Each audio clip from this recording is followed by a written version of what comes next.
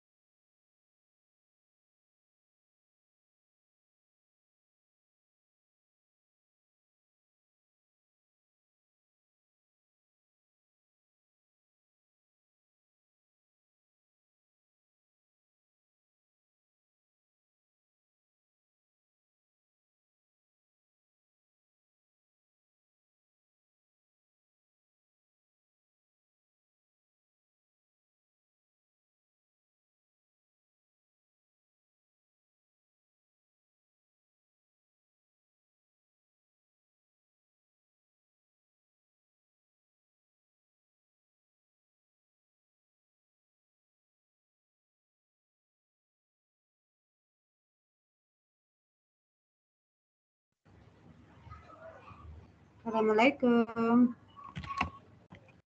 Waalaikumsalam, Bu. Waalaikumsalam. Waalaikumsalam. Bentar, ini agak telat ya. Pesertanya berapa ini? 25 ya? Kalau untuk tugas, kemarin Bu Endang kelihatannya dibagi 6 kelompok gitu ya? Ya Ibu, 6 kelompok Ibu, 3 sebelum UTS, yang 3 lagi sebelum UAS. Oh gitu. Berarti yang sudah maju 3 kelompok ya? Ya Ibu. dengan topik materinya Bu Endang. Kemudian yang 3 kelompok itu nanti berarti dengan topik materinya Bu Endah gitu ya? Iya, terserah Ibu mau ngasih materi juga boleh. Oh, gitu. Ini Bu Endah kan berarti tentang makro ya, unsur hara, makro, mikro, beneficial, sama pemupukan ya. Nah, nanti kan ada 3 kelompok. 3 kelompok, kalau materinya Bu Endah itu kan tentang unsur hara dan pemupukan ya. Berarti kalau nanti ini studi kasus, silahkan nanti membuat kalau temanya itu berarti kan ini peningkatan kesuburan tanah, kemudian peningkatan pertumbuhan atau produksi tanaman melalui pemupukan ya. Nah, nanti yang dibedakan itu adalah tentang pupuknya ya. Jadi ada yang pupuk makro, pupuk mikro, atau juga bisa tentang apa parameter pertumbuhannya juga bisa, enggak apa-apa.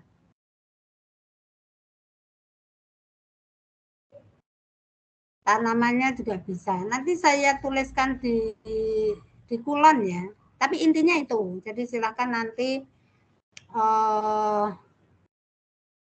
peningkatan kesuburan tanah, pertumbuhan atau produksi dari aspek pemupukan ya. Pemupukannya itu bisa dari pupuk organik, bisa dari pupuk anorganik. Kemudian lahannya bisa di lahan kritis bisa, lahan kritis atau lahan marginal itu bisa. Lahan kritis atau lahan marginal itu kayak lahan kering, kemudian lahan salin, kemudian lahan asam, lahan berkapur, lahan gambut, bisa ya. Tanamannya terserah. Nah, itu nanti dikembangkan dari referensi nasional dan internasional. Jadi harus ada ya, nasional dan internasionalnya. Kira-kira itu ya. Nanti diatur sendiri 3 kelompok itu. Nanti saya tuliskan di bulan. Baik, untuk sekarang ini enggak diwajibkan ikut studium general ya? Diwajibkan, Ibu. Ikut. Ada yang Ikut, Ibu. Diwajibkan, Ibu. Nah, makanya saya tadi juga gabung sebentar. Nah, gimana? Apa mau absen aja atau gimana? Tapi kok departemen nggak ngasih tahu gitu loh kalau apa itu mahasiswanya diwajibkan ikut. Tapi ini gabung kalian? Gabung, Ibu. Iya Bu, saya Iya, Bu. Ibu. Ini yang mewajibkan bukan departemen Ibu, tapi salah satu mata kuliah Ibu.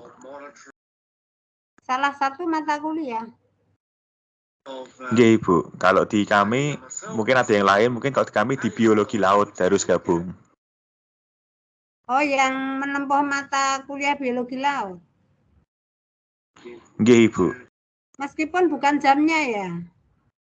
Nek jamnya kan jam nutrito memang. Biola bukan sekarang maksudnya. Tidak Tapi Ibu, harus- bio laut kemarin, tapi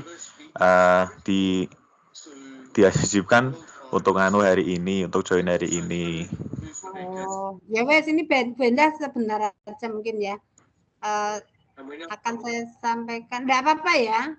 Bentar deh. Oh tidak apa-apa Ibu. Ya, oke. Saya searching dulu. Ini kebetulan enggak begitu banyak ini kalau unsur hara beneficial. Kemarin kan unsur hara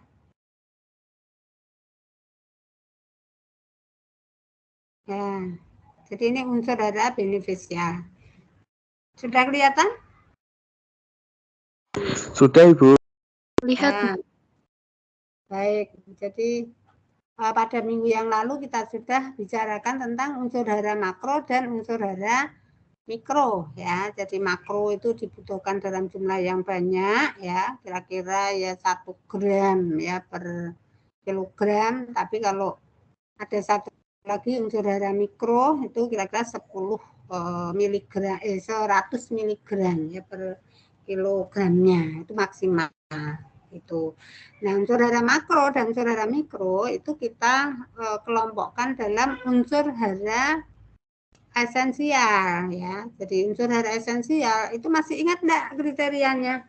Unsur hara esensial. Itu saya kira saya masih ingat mungkin ya. Jadi unsur hara esensial itu harus ada. Kalau tidak ada itu tumbuhan tidak bisa menyelesaikan siklus hidupnya ya, tidak bisa sampai ke fase reproduktifnya yang menghasilkan organ-organ reproduktif ya. Kemudian harus terlibat langsung dalam proses metabolisme dan tidak bisa digantikan oleh unsur-unsur hara yang lain. Itu unsur hara esensial ya. Jadi ketika kita menginginkan budidaya untuk sampai pada produksi bijinya, produksi benihnya, maka unsur hara esensial tersebut yang terdiri dari unsur hara makro dan unsur hara mikro itu harus terpenuhi ya. Kalau enggak terpenuhi yaitu tidak bisa menyelesaikan siklus hidupnya. Nah, di samping ada unsur hara esensial, itu ada unsur hara non esensial ya. Jadi unsur-unsur hara yang belum memenuhi kriteria unsur esensial ya, itu tidak dapat digolongkan unsur esensial, namun penting untuk tanaman-tanaman tertentu ya. Jadi ada unsur hara non esensial ya, unsur hara pelengkap ya, atau unsur hara fungsional. Jadi unsur-unsur hara ini ada di lingkungan ya, di lingkungan tubuh di lingkungan, di media tumbuh itu ada unsur-unsur hara ini ada dengan konsentrasi yang bervariasi ya, konsentrasi yang bervariasi. Nah, unsur-unsur ini sebenarnya merupakan unsur-unsur hara ya, esensial non esensial tadi, itu artinya sebenarnya tidak bisa secara umum tidak mempengaruhi pertumbuhan tanaman ya. Tetapi kalau ada itu bisa memperbaiki kualitas tanaman, terutama untuk tanaman-tanaman tertentu. Dan spesial itu memang untuk tanaman-tanaman tertentu, maka unsur-unsur hara yang digolongkan pada unsur hara benefisial ini bisa jadi merupakan unsur hara yang esensial. Seperti ini. Ya, jadi ini kelompok unsur hara benefisial itu ada nasi kalau saya ya bacanya nasi alkoni ya, jadi NaSi, kemudian kobalt ya, Ni, Al ya, tapi juga masih terdapat unsur-unsur hara esensial yang lain yang nanti akan disampaikan ya. Jadi untuk Na ini ya misalnya ya, mungkin slide berikutnya ya, ini unsur hara non esensial ini tadi disampaikan ini ada natrium atau Na ya. Na ini terutama melimpah di mana? Di lahan yang salinitasnya tinggi ya. Jadi ini penyusun utama ya untuk tanah-tanah yang salinitasnya tinggi itu adalah Na. Sehingga tanaman-tanaman yang memang mampu tumbuh di sana, itu ya, artinya tanaman-tanaman yang mampu tumbuh pada kondisi salinitas yang tinggi. Ini tentu tanaman yang spesial ya, yang mampu beradaptasi itu dia tahan pada kadar Na yang tinggi. Dia bisa mengakumulasikan Na pada dosis yang tinggi. Ya, sehingga dikenal dengan nano ya, nano halofit ya. Jadi tanaman ini memang membutuhkan Na yang tinggi gitu. Ya, jadi mungkin bisa jadi tanaman yang halofit itu kalau kekurangan Na itu akan bisa menunjukkan gejala-gejala defisiensi itu. Jadi artinya bahwa unsur hara non esensial itu untuk tanaman-tanaman tertentu itu bisa jadi merupakan esensial ya untuk tanaman-tanaman tertentu gitu. Jadi contohnya yang Na ini mungkin esensial untuk tanaman-tanaman yang halofit, tanaman tertentu yang tergolong dalam tanaman halofit yang tahan pada kadar yang tinggi ya gitu. Fungsinya apa toh? Ini terutama Na itu adalah untuk keseimbangan ion ya, keseimbangan ion pada regulasi energi dan untuk membuka menutupnya stomata ya. Jadi ion Na ini penting untuk osmoregulasi ya. Ini biasanya bersama dengan K ya, dengan K. Nah, tapi nanti Na dan K itu harus berada pada keseimbangan yang tertentu ya. Karena Na ini kalau terlalu banyak di dalam tumbuhan untuk tanaman-tanaman yang tidak adaptif, tidak tahan, ini akan bisa bersifat racun ya. Jadi kelebihan Na itu bisa jadi merupakan racun ya, sehingga nanti kehadiran Na dan K itu harus pada keseimbangan yang tepat ya.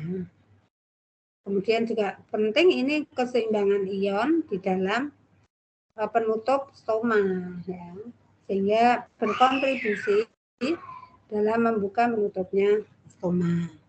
Kemudian unsur beneficial yang lain itu adalah Si, silikon Si.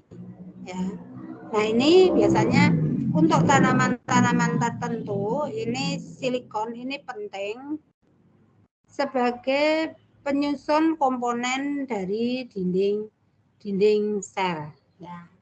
Komponen sel kersik ya, yang mengakibatkan sifat mekanis sel yaitu kaku dan elastis. Jadi dengan ada tanaman tertentu ya, terutama pada kelompok tanaman gramine itu ya. Kalau kalian menyentuh daun gramine itu termasuk padi, kemudian jagung ya, apalagi tebu ya, kemudian apalagi tanaman liar itu ya, gulma ya. Nah itu kan terasa kasap gitu ya, terasa asap dan kaku.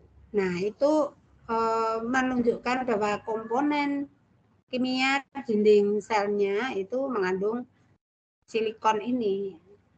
Karena kaku ini turut membantu tegaknya helaian daun ya, bisa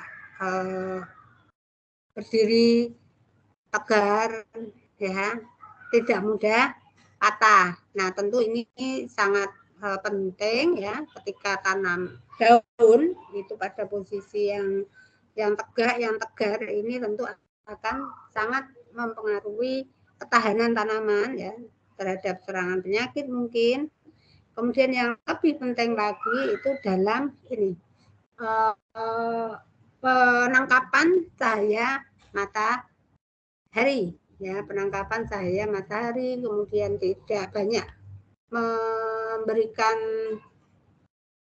apa itu naungan pada daun-daun yang ada di bawahnya, sehingga ini penangkapan energi mataharinya itu akan semakin bagus gitu. Ini Si atau silikon.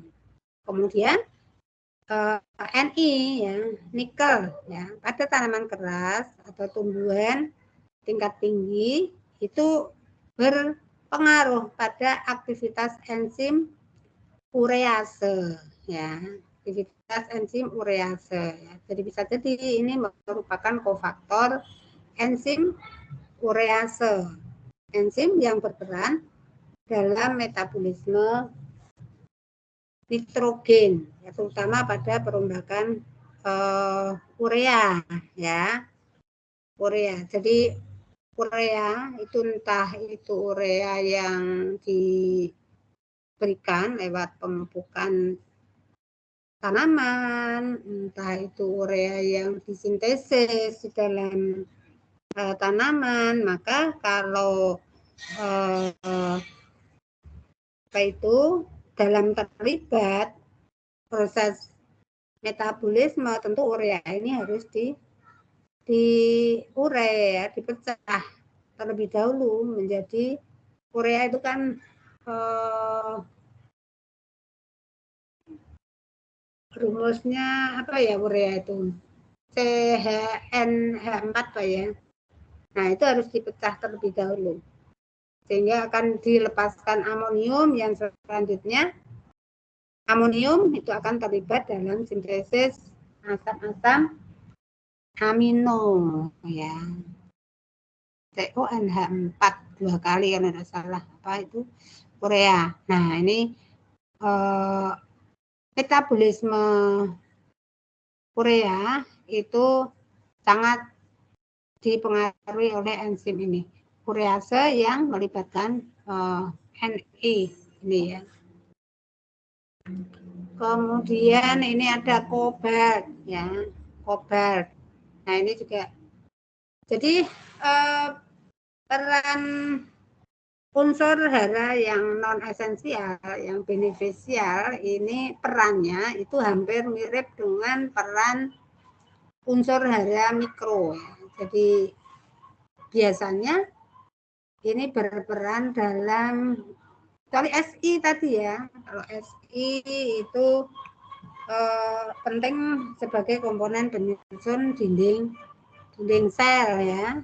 Nah, ini kalau yang lain seperti kobalt, kemudian molybdenum ya, ini perannya itu terutama pada aktif sebagai kofaktor daripada enzim ya. Jadi berperan dalam aktivitas enzim ya. Jadi ini kobalt juga seperti itu. Ini penting dalam enzim ya. Enzim untuk melakukan penambatan atau fiksasi nitrogen yang menyerap N ya dari udara. Ya. Kemudian kobalt dapat digantikan peranannya ya, karena ini bukan esensial, itu bisa digantikan peranannya dengan natrium atau molybdenum. Ya. Jadi ini dalam fiksasi nitrogen ya.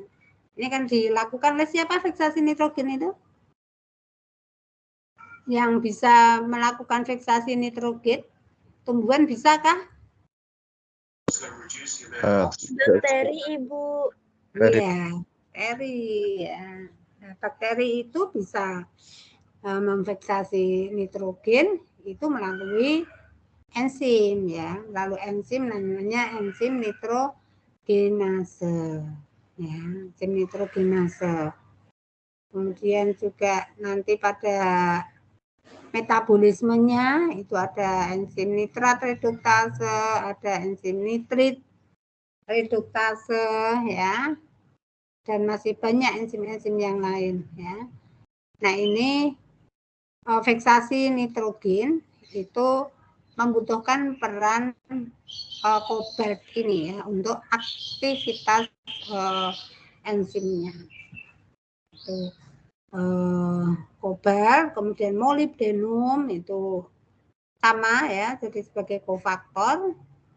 Kofaktor itu kan penyusun komponen anorganik ya, komponen organik daripada enzim, yaitu ada kofaktor itu jika berupa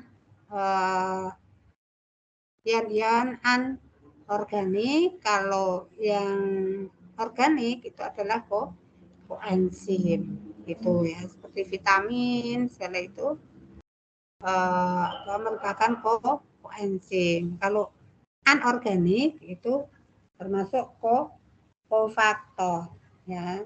Jadi MO, jadi ada enzim yang penyusunnya itu ada FeMO protein. Jadi di sini MO itu juga berperan penting pada aktivitas enzim dalam proses sintesis asam-asam amino ya. Jadi ada nitrat reduktase, ada nitrit reduktase. Nah, itu menggunakan enzim tadi, menggunakan enzim yang tersusun oleh FeMO protein gitu. Nah, jadi ini tadi saya kira sudah ya. Jadi tadi sudah saya katakan ini bisa jadi natrium, ini Na-nya kecil ini ya.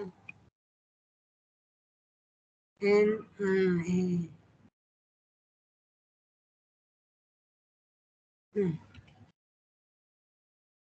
Tidak bisa.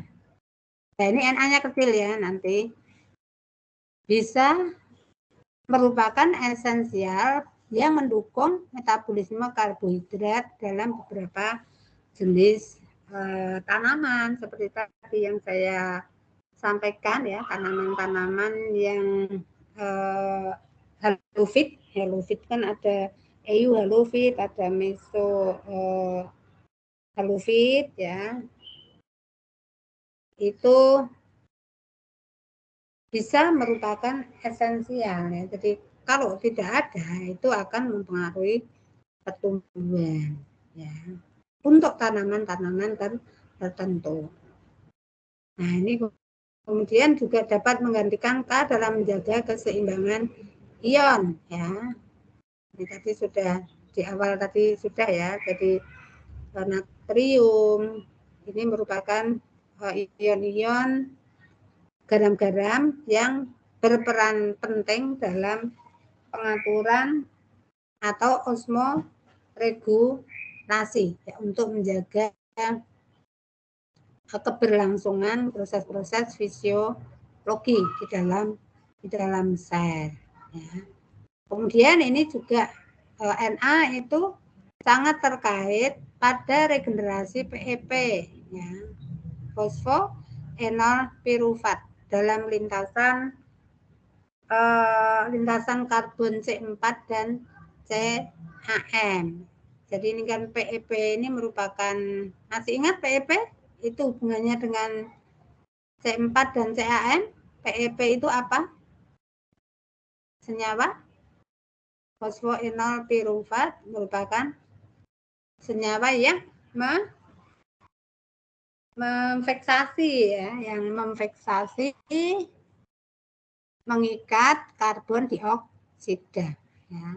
Jadi kan ada dua akseptor untuk CO2 ya pada C4 itu. Pada mesofil ya dilakukan oleh PEP ini ya menjadi asam malat, menjadi asam aspartat, kemudian dibawa ke seludang berkas pengangkut ya.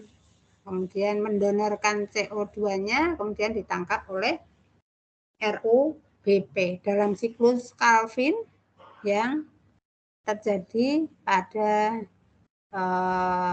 seludang berkas pengangkut. Nah, di sini Na itu berperan penting pada regenerasi PEP ya, yang merupakan akseptor karbon dioksida yang terdapat pada sel-sel mesofil ya. Ya, jadi ini Na ini menguntungkan untuk tanaman yang tumbuh di daerah berkadar garam tinggi.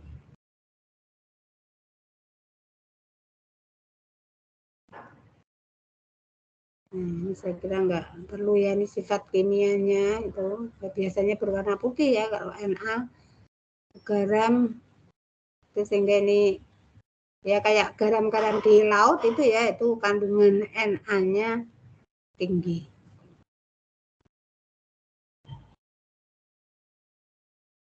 Kemudian ini Si, pemberian Si dalam tanah dapat meningkatkan ketersediaan P dan mengurangi aktivitas logam-logam beracun seperti Al, Fe, dan Mn. Ya.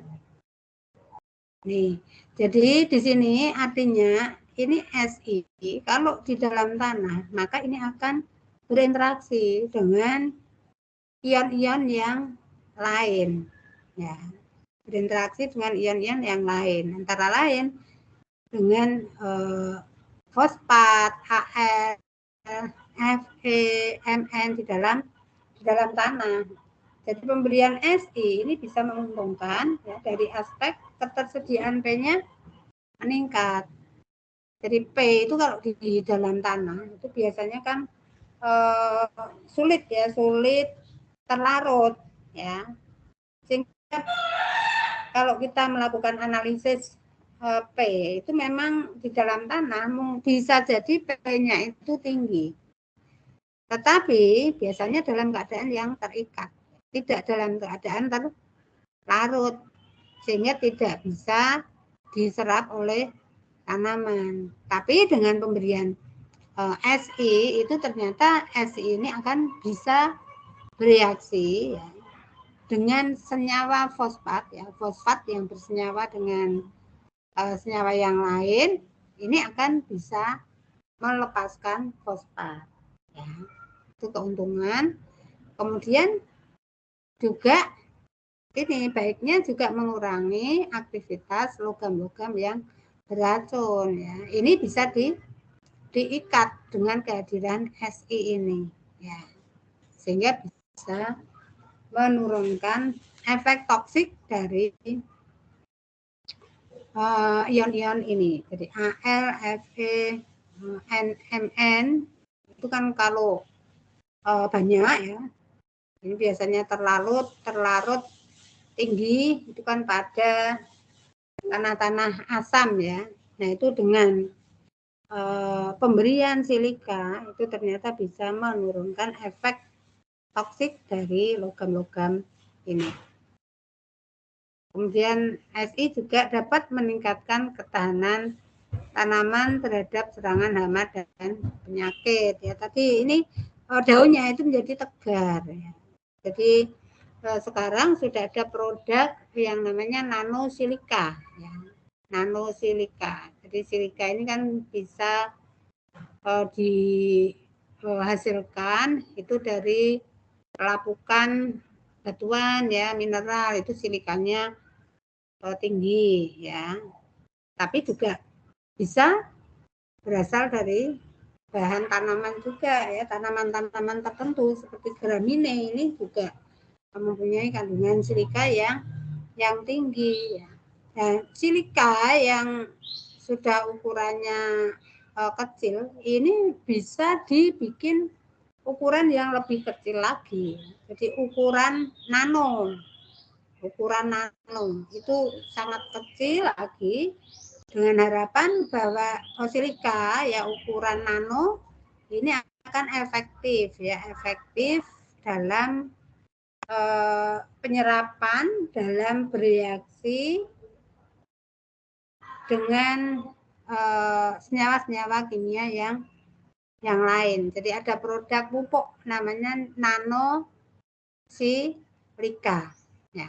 Ini sudah banyak penelitian dan ini yang menghasilkan itu dari Departemen Fisika, dan kita yang biologi itu melakukan uji ya, uji pengaruhnya terhadap pertumbuhan tanaman ya, terhadap produksinya, ternyata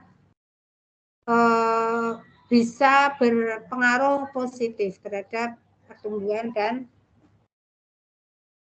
produksinya ya, itu terhadap ketahanan bahan pangan itu juga bisa ya, bisa meningkatkan karena memang ini bisa mempengaruhi tadi struktur kimia dari dinding selnya sehingga bisa meningkatkan ketahanan terhadap serangan hama maupun penyakit, dan kalau itu materi atau produk pasca panen itu bisa meningkatkan ya, bisa meningkatkan umur simpan atau produk tanaman itu sendiri. Nanosilika ya, pupuk nanosilika. Nah, ini baterainya Bu Indah habis.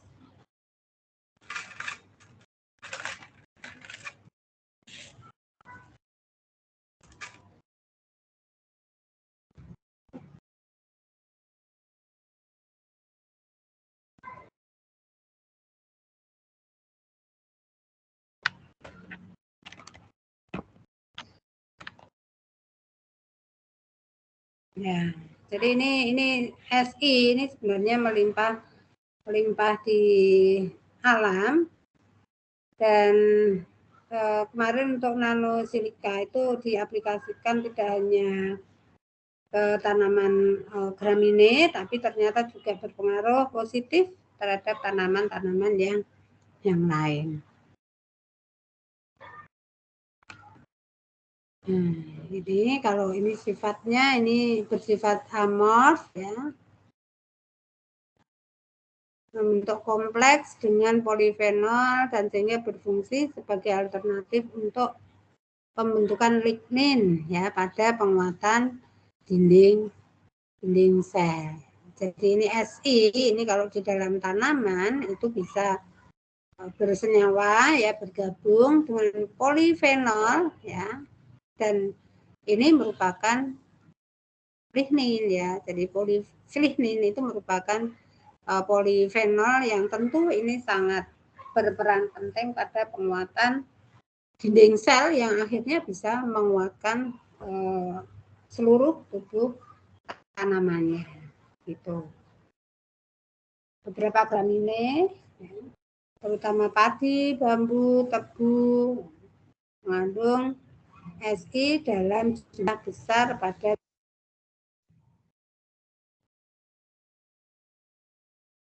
tanaman yang lain itu belum banyak diketahui, sehingga memang masih perlu dibutuhkan penelitian lebih lanjut pada tanaman-tanaman yang lain ya, karena memang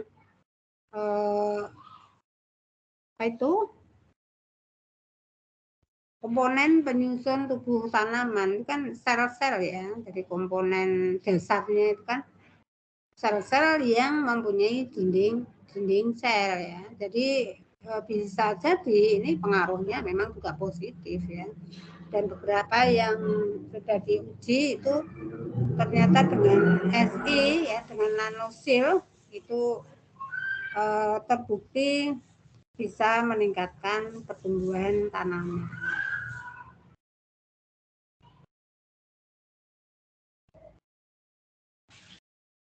Ya.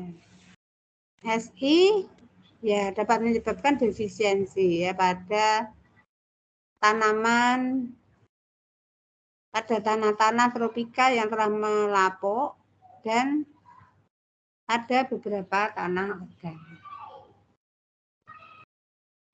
Kemudian ini Ni, ini tadi sudah ya, jadi penting pada metabolisme nitrogen ya, terutama terkait dengan enzim urease yang akan memecah apa itu senyawa urea. Nikel juga diperlukan untuk penyerapan zat besi. Nah, ternyata ini pengaruhnya itu juga ke proses perkecambahan ya. Jadi nikel ini ternyata berpengaruh baik untuk produksi benih yang berkualitas gitu. Sehingga nanti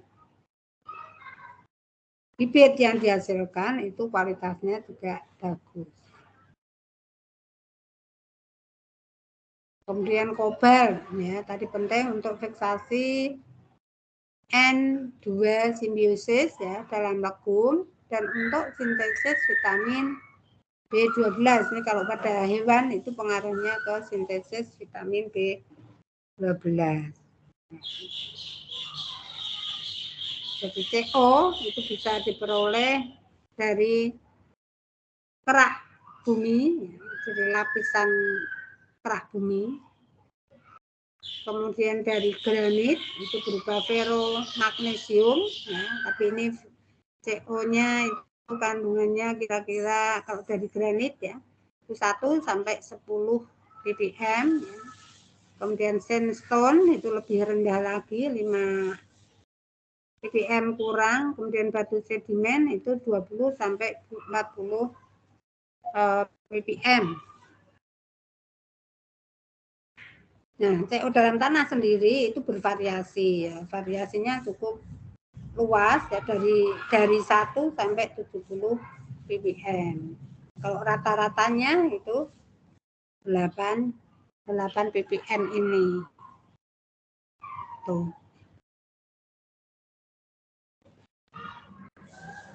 Nah, ini CO kurang dari 5 ppm ini sudah bisa menyebabkan defisiensi ya. Tuh. Kemudian aluminium ini juga termasuk unsur hara non esensial ya. Banyak terdapat di dalam tanah ya, terutama untuk tanah-tanah asam, tetapi tidak diperlukan bagi pertumbuhan tanaman, bahkan bisa bersifat racun ya bagi tanaman ketika unsur Al ini dalam keadaan yang overdosis. Nah, unsur ini biasanya akan mengikat atau berikatan dengan fosfat ya, sehingga menjadi tidak tersedia bagi tanaman. Ya, jadi unsur Al itu kalau pada pH yang rendah itu kan dalam kondisi keterlarutannya tinggi. Nah, itu biasanya akan mengikat fosfat itu ya. Sehingga pada keadaan asam, tanah asam itu fosfat itu berada dalam keadaan yang tidak tersedia ya. Tidak tersedia.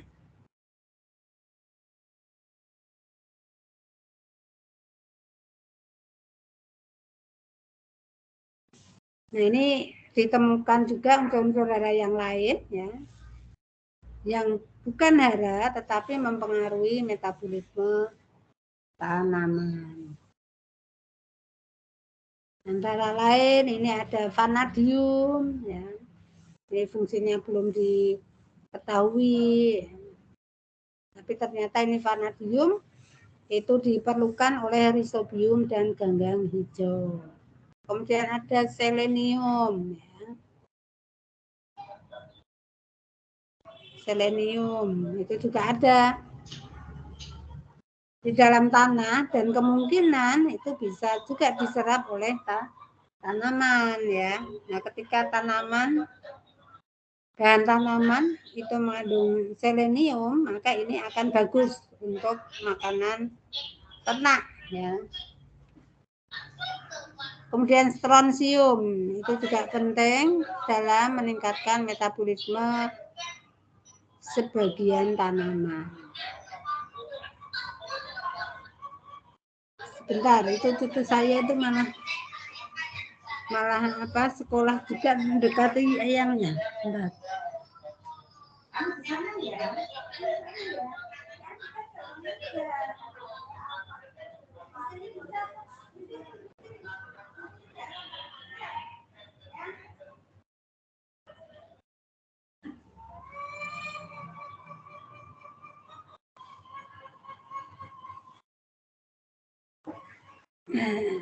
Cucu itu jadi di dalam tanah itu sebenarnya banyak sekali ya unsur-unsur hara ya, unsur-unsur hara. Nah ini kalau tidak kita kendalikan itu bisa jadi malah akan menyebabkan toksik ya, terutama ya ini untuk logam-logam berat segala itu ya, ada PB atau timbal ya, itu ketika timbal itu meningkat ya jumlahnya, entah itu karena dari industri ya, kemudian dari polusi udara ya, itu bisa jadi akan bersifat racun ya. Jadi menjadi polutan yang ketika kadarnya rendah itu tidak masalah ya, tapi ketika kadarnya sudah tinggi maka ini akan bersifat racun bagi tanaman, sehingga ini juga harus mendapatkan perhatian yang serius untuk selalu memonitor unsur-unsur logam ya di lingkungan ya, terutama untuk di lokasi yang dekat dengan pabrik ya, dengan industri-industri tertentu ya, di daerah hilir ya, itu ini harus mendapatkan perhatian, harus dipantau untuk kandungan logam-logam beratnya ini. Nah ini mungkin terkait dengan itu ya, studium lecturer sekarang ini ya. Jadi ada PB, ada apa lagi CD ya, ada apa lagi CU. Nah ini nanti dibaca sendiri aja ya. Jadi ini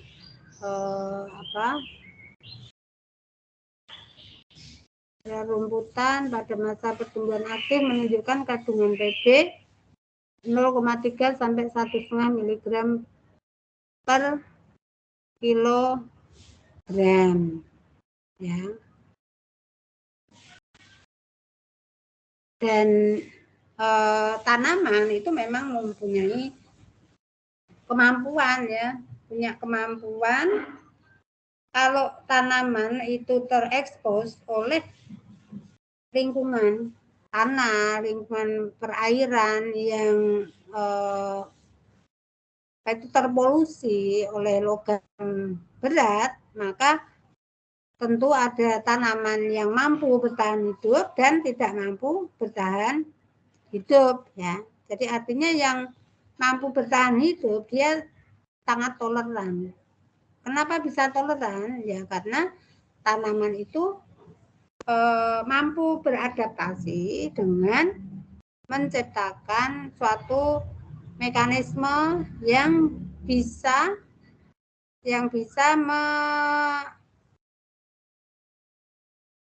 mengakumulasikan, bisa mengisolasi pada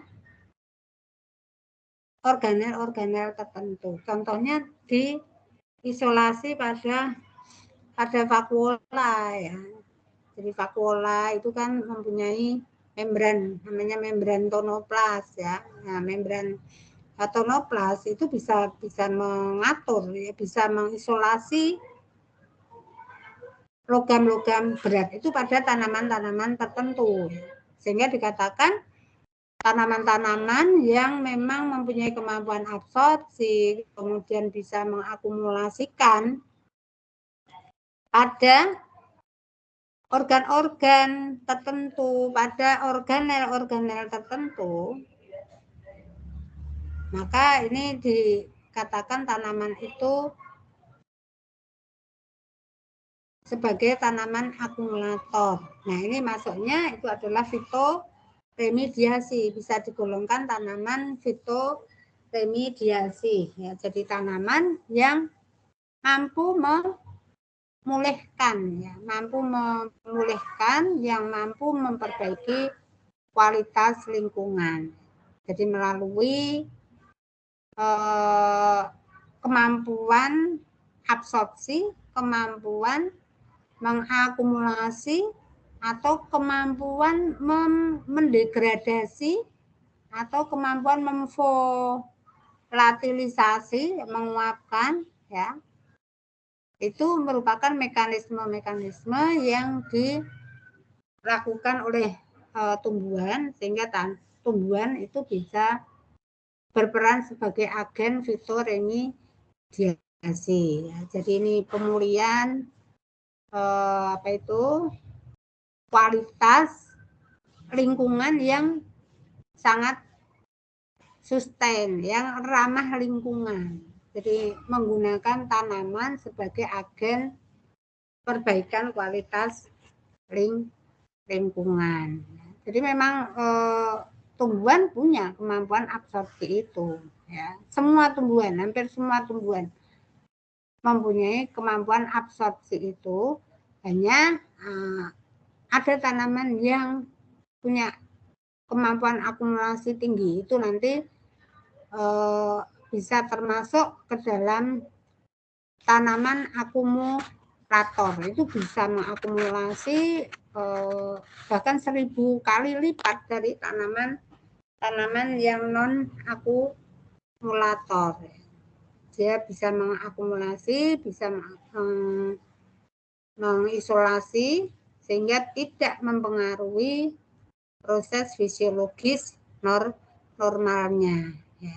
Jadi akumulasi itu bisa pada vakula atau bisa pada organ-organ yang sudah mengalami penuaan, yang sudah tidak aktif lagi dalam melakukan metabolisme. Ya, itu nanti akan digugurkan lagi ke lingkungannya, ya memang akan akhirnya nanti akan bisa bisa meningkatkan kadar logam berat lagi. Ya. Tapi sebaiknya kalau kita menggunakan tanaman sebagai agen fitoremediasi, ya kita panen, ya. Jadi kita panen secara periodik, kemudian dari tanaman itu akan diolah, ya, ditambang lagi, ya, ditambang lagi untuk mendapatkan kadar logam beratnya dan kemudian digunakan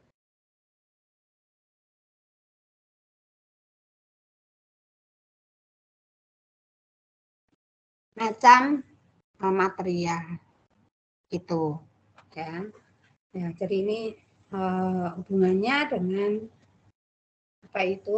adanya unsur-unsur non esensial yang justru ketika ini menjadi berlebih, maka ini akan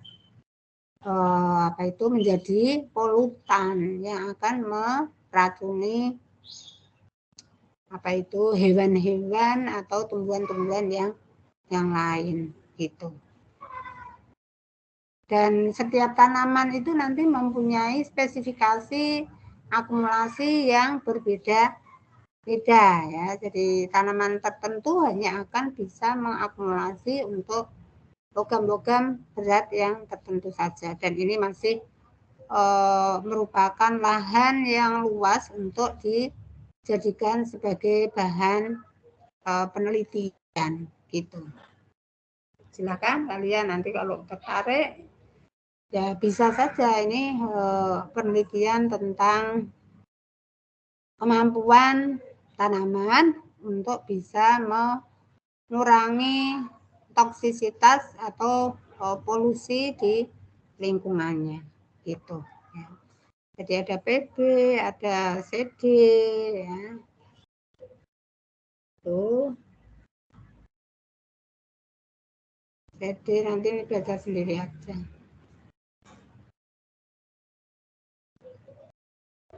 Ya.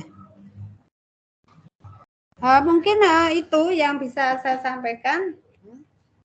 Nanti kalian masih bisa melanjutkan di studium lecture. Mungkin ada pertanyaan? Ada enggak yang perlu didiskusikan?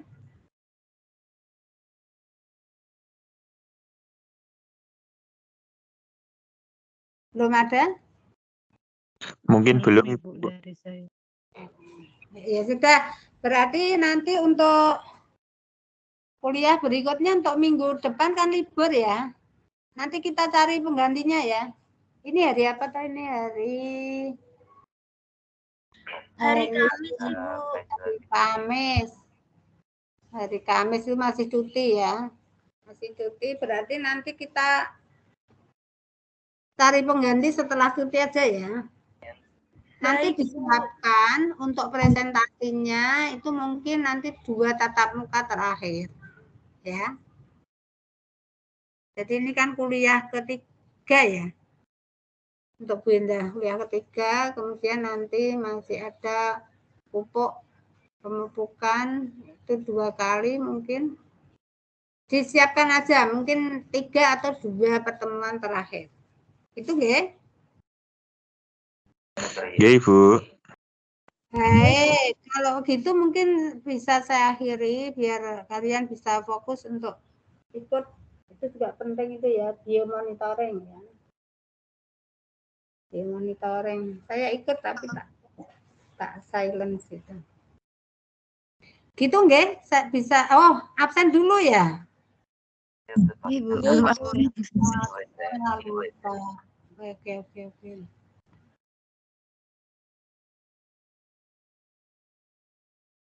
Selamat berlebaran ya. Mohon maaf lahir batin ya. Ya, Ibu. Ada mudik enggak? Sudah di rumahnya sendiri-sendiri enggak ya? Iya, Ibu.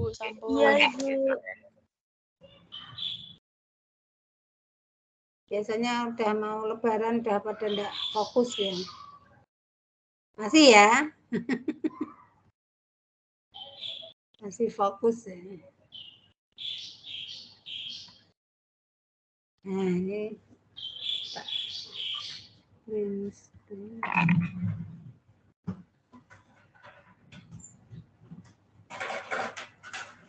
ada yang udah kalau mau ya.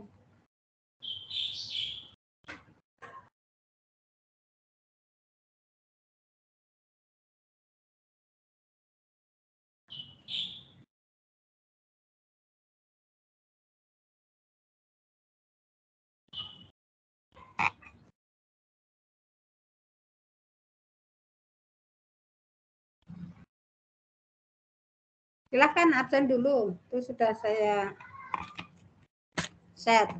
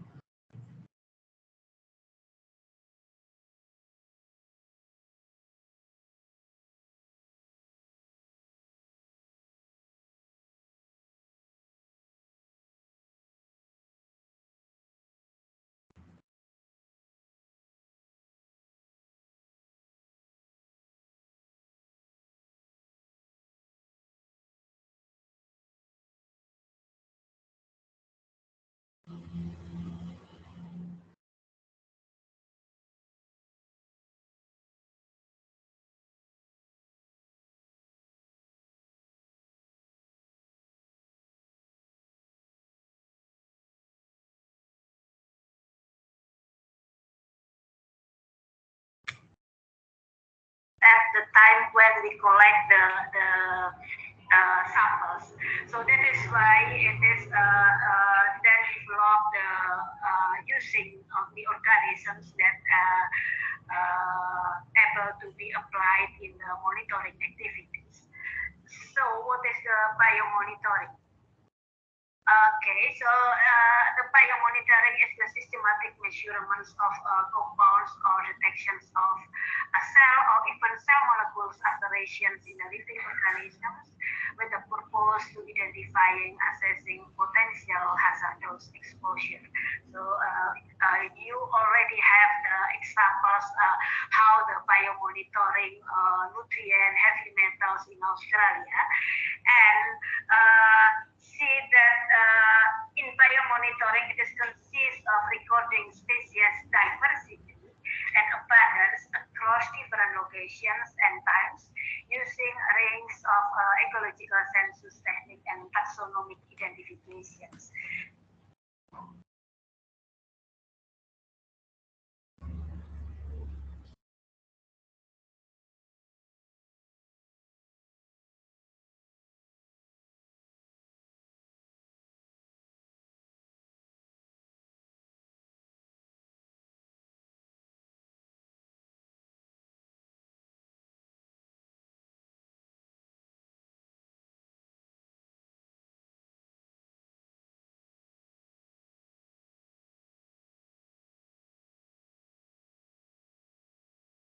Oke, saya kira sudah cukup ya, sudah absen semua ya. Sudah, Bu. Nggih, Bu. Ya, mungkin bisa saya akhiri untuk hari ini. Sampai ketemu nanti setelah Lebaran ya. Setelah Lebaran, selamat menikmati liburan Lebaran ya. Mohon maaf lahir batin ya. Nggih, Nggih, Bu. Bu. Maaf Nah, lahir kalau batin. mudik hati-hati. Nggih. Mudik ya. Baik, saya izin live.